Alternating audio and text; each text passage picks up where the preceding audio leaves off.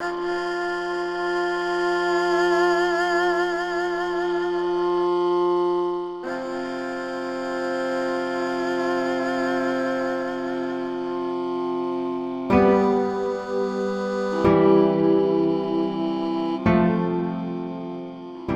trésor est là pour servir les autres. Un livre, c'est pas pour moi, c'est pas pour vous, c'est pas pour l'un ou l'autre, c'est pour les êtres humains. C'est pour la mémoire justement de l'humanité. C'est pourquoi, une fois protégé, il faut le mettre au service des autres.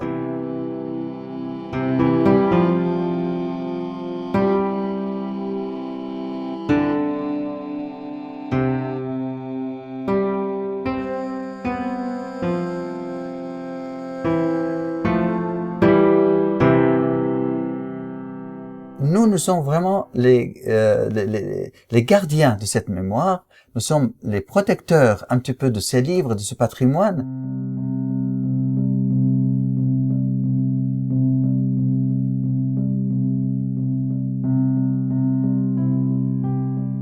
L'ordre de Saint-Dominique est un ordre de prêcheurs, on appelle l'ordre des prêcheurs. C'est un mot qui a été quasiment créé pour nous, c'est par l'ordre des prédicateurs, c'est l'ordre des prêcheurs, ordo predicatorum, et donc nous sommes institués pour être députés à la prédication.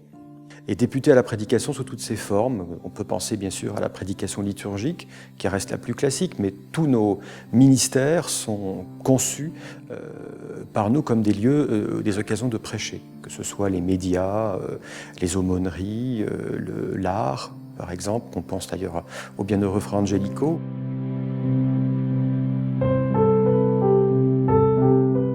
Pourquoi les manuscrits des Quétains Diacres? Parce que les premières missions dominicaines, dès le XIIIe siècle, se sont faits en destination du Moyen-Orient. Et vu l'actualité absolument terrorisante de la destruction et des communautés chrétiennes et de leur patrimoine culturel, nous avons pensé qu'il était bon pour le 8e centenaire de centrer nos célébrations sur, hélas, cette question d'actualité et qui honore également donc, le 8e centenaire des Dominicains.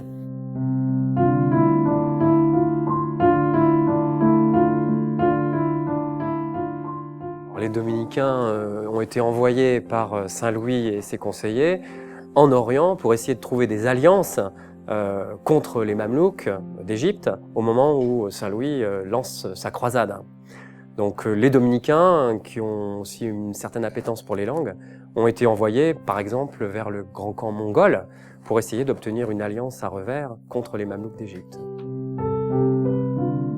Alors Saint Louis était entouré de dominicains de manière très proche, puisque son propre confesseur, à partir des années 1250, était un dominicain, Geoffroy de Beaulieu, qui écrira ensuite la vie de Saint Louis pour sa canonisation. Et puis il avait aussi auprès de lui des intellectuels dominicains. Vincent de Beauvais, le grand encyclopédiste, écrivait pour Saint Louis, c'était un dominicain.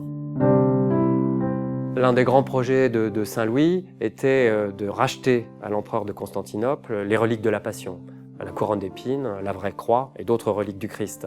Certaines étaient engagées auprès des Vénitiens et Saint Louis a envoyé 2 frères dominicains pour négocier ce rachat, en fait un désengagement de ces reliques. Et c'est ces 2 dominicains qui ont conclu la transaction et qui ont rapporté la couronne d'épines par la ville de Sens puis à Paris pour fonder la Sainte-Chapelle de Paris. Donc voilà, on a des frères qui sont très impliqués à la fois dans la politique spirituelle et religieuse du royaume de France et en même temps dans toutes ses relations diplomatiques avec l'Orient.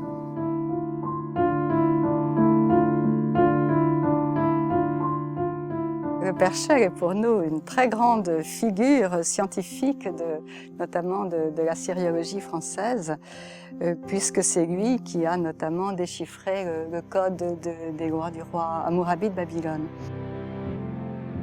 La pièce majeure dans l'absolu, je crois que c'est l'élément le plus important, le plus célèbre de toute l'Antiquité orientale, c'est le code de Hammurabi, le code des lois de Hammurabi de Babylone, qui date donc du début du XVIIIe siècle avant Jésus-Christ. Hammurabi a été le véritable fondateur de Babylone. La ville existait, mais c'est lui qui a donné à Babylone cette réputation de grande ville culturelle, de grande ville de culture. Il est né en 1858 en Lorraine. Et très tôt, il s'est intéressé à la gloire de l'école thomiste. Je cite ses propres paroles, à la suite de son frère Nicolas, qui devint le père Sébastien et qui a été pendant longtemps directeur du séminaire syro-chaldéen de Mossoul et qui a beaucoup aidé son jeune frère dans ses études assyriologiques.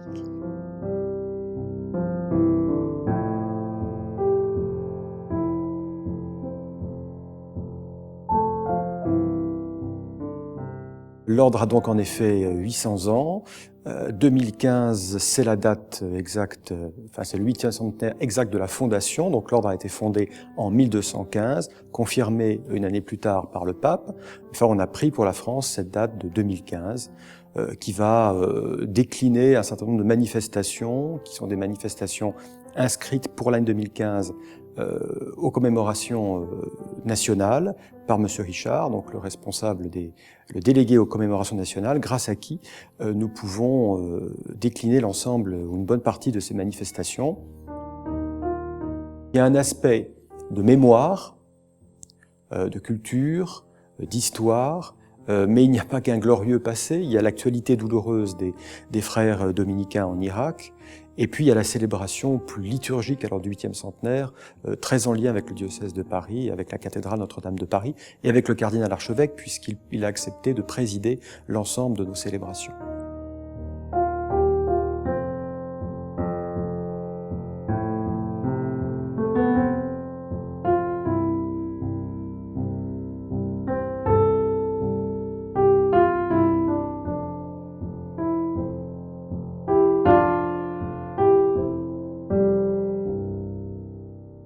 Là, nous sommes à Erbil, nous sommes au couvent des Dominicains, et cette pièce, je l'appelle Saint des Saints, pour moi, dans le sens où il y a vraiment l'odeur de la sainteté à travers des siècles passés, où il y a toute une histoire qui se raconte justement à travers ces vieux livres et les archives et les manuscrits. Et donc, c'est un lieu sacré. Pour moi, c'est très important parce qu'il porte le souffle des êtres humains qui nous ont précédés et qui vont venir également pour l'avenir. Donc on essaie de protéger tout ce patrimoine pour les générations à venir. Durant 1 mois et demi à peu près, autour de mi-juillet, j'ai commencé à faire le premier exode de nos pauvres enfants, les manuscrits, les archives, où j'ai mis plusieurs milliers des archives et des documents et des boîtes dans un grand camion. Et durant toute la nuit, on a commencé à entasser tout ce patrimoine dans cette camion. Et puis on est parti de bon matin et avec une protection providentielle et céleste, certainement, on a dépassé 3 ou 4 checkpoints sans aucun problème pour arriver là et pour le mettre vraiment à l'abri. Et donc c'était vraiment le premier départ où on amenait la plus grande quantité. Mais la deuxième, c'était vraiment la nuit même où Daesh est rentré chez nous à Karakosh. Donc on a quitté Karakosh à peine 2 heures avant d'entrer de Daesh sur notre tête, dans nos maisons.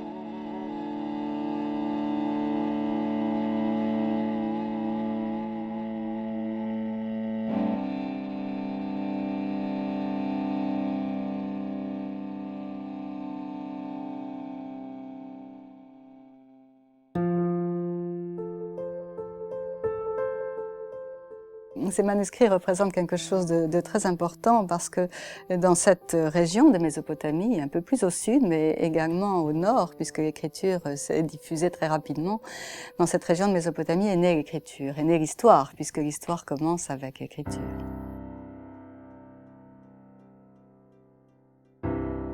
Les chrétiens d'Orient sont nos frères aînés dans la foi, car le christianisme est d'abord une religion orientale.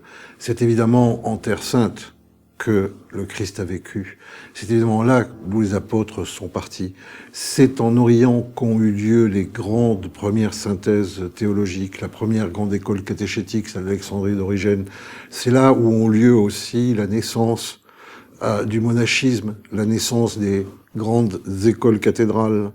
C'est là encore que se sont tenus les premiers grands conciles œcuméniques qui ont réuni avant l'heure je dirais, l'ensemble du monde habité pour statuer de la foi. C'est là où a été formulé le credo que tous les chrétiens récitent encore.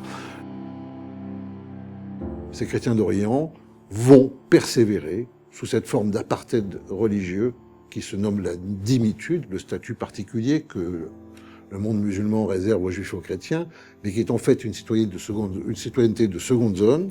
Et qu'est-ce qui va leur arriver? Eh bien, privés d'autonomie politique, privés de l'histoire, privés même de la capacité d'être missionnaires, ils vont se concentrer sur la verticalité, sur la liturgie, sur la prière, sur la mystique, ce qui donne une richesse, en fait, phénoménale, n'est-ce pas? Un trésor préservé à travers les siècles qui nous met en contact avec l'essence même du christianisme tel que vécu dans les premiers siècles.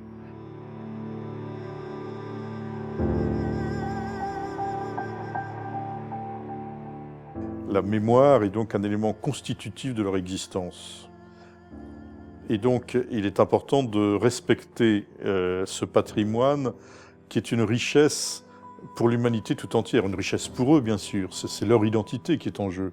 Mais en même temps, il y a des pensées fort anciennes, fondatrices, je dirais, du christianisme, et peut-être même au-delà du christianisme, d'une certaine civilisation.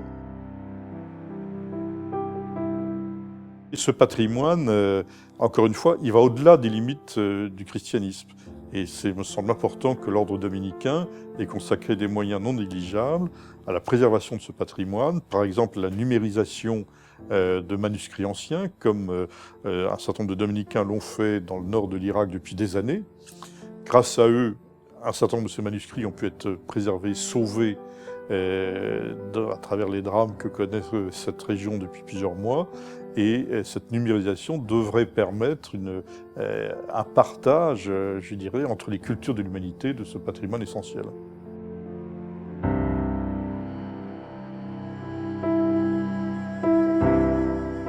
Un peuple sans histoire, c'est un peuple mort.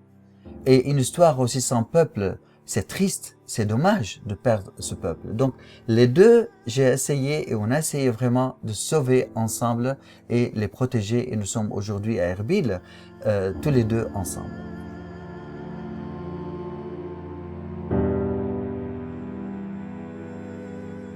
Donc on obtient ce chatoiement, cette espèce de tapisserie orientale, où on a des familles qui préservent des langues, des cultures, qui sont parfois des ethnies, et qui sont en fait des monuments de mémoire, mais de mémoire vivante, parce que évidemment, ces églises, elles vivent dans une forme tout de même de martyrs perpétuels, et elles comprennent peut-être mieux qu'ailleurs ce que la croix veut dire.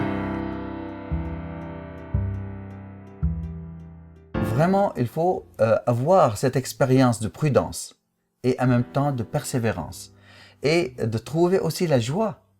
Malgré la tristesse, malgré les catastrophes que nous avons vécues, aujourd'hui, je vois encore le sourire qui est dessiné sur le visage des vieillards et des enfants. Et c'est quelque chose d'extraordinaire. On a tout perdu. Les familles ont tout perdu. Ils ont tout laissé. Mais on n'a pas perdu ni la foi, ni l'espérance. Les chrétiens d'Orient, ils récapitulent toute l'histoire chrétienne. Et ils vivent ce multiconfessionnalisme d'une manière véritablement charnelle.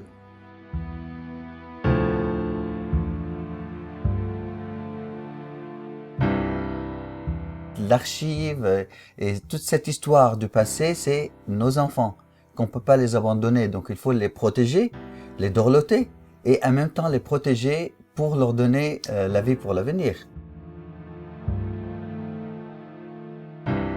Chez chapitre.com, nous croyons à la richesse de la lecture et à la nécessité de transmettre aux générations futures.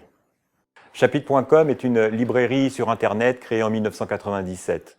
Nous avons un catalogue très profond. Notre volonté a toujours été de rassembler tous les livres et tous les lecteurs.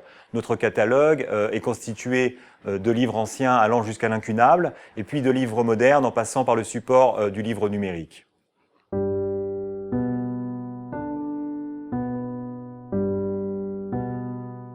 Nous sommes des passeurs de livres. Pour la petite histoire, la marque Chapitre a été retenue en référence aux salles de lecture qui rassemblent les moines dans les monastères. Et dans ce contexte de l'actualité, toute l'équipe chapitre est encore plus déterminée pour aller chercher des fonds pour soutenir les dominicains. Les éditions du Net aujourd'hui gèrent notamment la réédition de manuscrits de la Bibliothèque nationale de France. Nous proposons des milliers de manuscrits en réédition et donc c'est pour cela qu'il nous est apparu tout à fait logique pour nous de nous associer à cette aventure.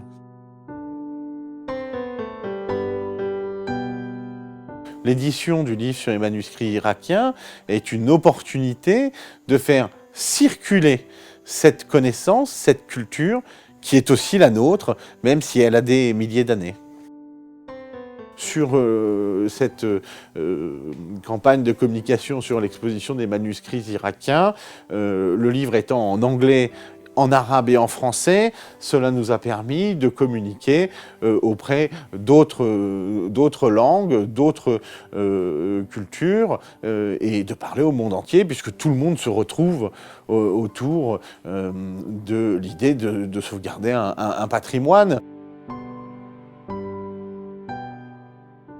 Concernant les chrétiens d'Orient, donc la France a toujours manifesté un soutien très spécifique et fort vis-à-vis des chrétiens d'Orient. D'abord pour des raisons de droits de l'homme, parce que toutes les minorités doivent être protégées, parce que la liberté de religion ou de conviction est un droit fondamental inscrit dans la Déclaration universelle des droits de l'homme, donc il y a des principes fondamentaux, mais aussi parce que la France entretient des liens privilégiés avec les chrétiens d'Orient, depuis des siècles, depuis cet accord entre François Ier et Soliman le Magnifique en 1535. Des liens très forts ont été établis. Ce ne sont plus des liens juridiques depuis la fin de l'Empire ottoman, mais les liens historiques sont maintenus et ces communautés sont en attente d'un soutien de la France. Et la France veille à rester proche de ces communautés et à les soutenir. Donc il y a évidemment le soutien politique qui est fait pour essayer de faire en sorte que ces communautés puissent rester sur place. C'est un peu la priorité de la France, c'est que les chrétiens d'Orient puissent rester dans leur pays. Et puis, en raison de la situation dramatique qu'a connue l'Irak l'été dernier, avec l'avancée fulgurante de Daesh dans la plaine de Ninive, le gouvernement français a décidé de permettre aux réfugiés des minorités religieuses en Irak, et notamment et essentiellement chrétiennes, d'obtenir l'asile politique en France.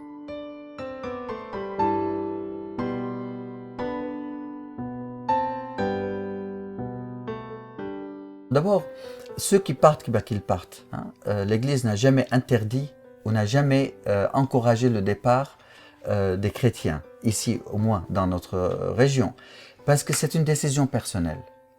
Et c'est respecter un petit peu le droit de vivre de chaque être humain là où il veut, là où il se sent heureux, là où il se sent capable de donner quelque chose pour l'humanité à travers sa courte vie.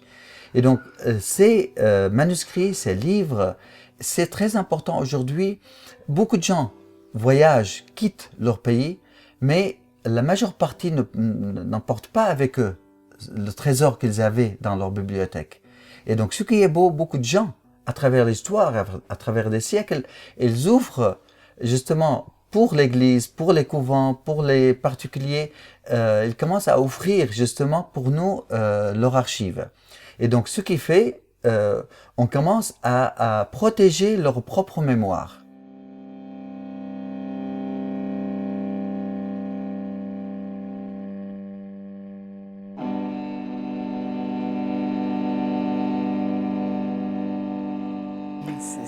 Les saccages accomplis sont évidemment un désastre épouvantable, d'une part pour l'histoire des sites et pour ce qui reste des ruines de la civilisation assyrienne.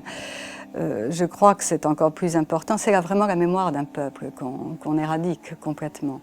Et c'est quelque chose d'extrêmement grave parce que les Irakiens sont unis par cette ancienne civilisation mésopotamienne qui leur est commune à tous et qui est prestigieuse.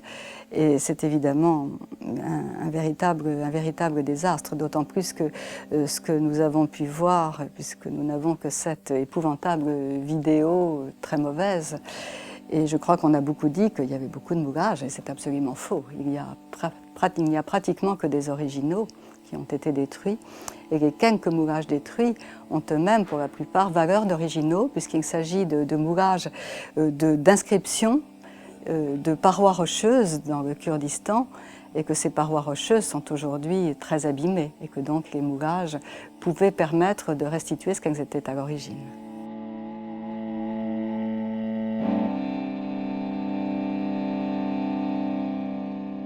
Je crois que la spiritualité dit quelque chose de l'humanité. L'homme se reconnaît aussi dans cette dimension spirituelle et par conséquent, il y a des questions sur Dieu et sur l'homme, sur les relations entre Dieu et l'homme qui font partie du patrimoine de l'humanité autant que les estampes japonaises ou d'autres éléments hindous qu'on pourrait tout à fait voir aussi au patrimoine de l'humanité. Il y a un patrimoine matériel fait d'églises très anciennes. La chrétienté est présente dans ces pays, dans cette région depuis l'origine, depuis la Pentecôte. Et très vite, il y a eu des églises extrêmement anciennes. Et donc, il est important de les inscrire, je crois, dans ce patrimoine de l'humanité et de reconnaître que les atteintes qui sont faites à ce patrimoine, comme les statues antiques qui sont détruites, représentent pas simplement un fait de dépravation de monuments, pas simplement un crime de guerre, mais bien un crime culturel contre l'humanité. Je pense que l'ensemble est lié. Il faut reconnaître que ce patrimoine fait partie du patrimoine de l'humanité et donc que l'UNESCO a un rôle particulier de sauvegarde de ce patrimoine, de mise en valeur, de mise en connaissance, mais aussi, je pense qu'il faut reconnaître que ceux qui s'y attaquent commettent un crime contre l'humanité, un crime culturel contre l'humanité.